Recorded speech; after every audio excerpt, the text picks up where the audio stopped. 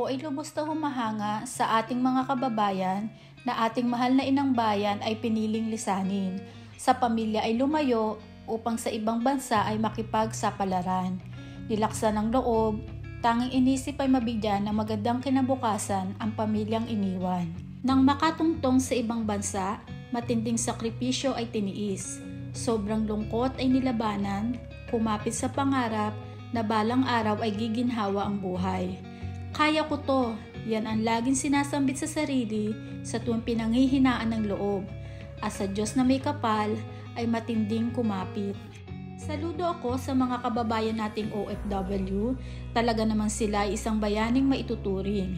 Sila ay matapang humarap sa hamon ng buhay, pamilya ang inuuna at hindi ang sarili. Kaya sa pamilyang iniwan, ating suklian at pahalagahan ang mga magagandang gawa ng ating OFW. Dahil dugot pawis at di matatawarang sakripisyo ay kanilang sinuong. Sa mga OFW, saludo ako sa inyo at mabuhay kayong lahat.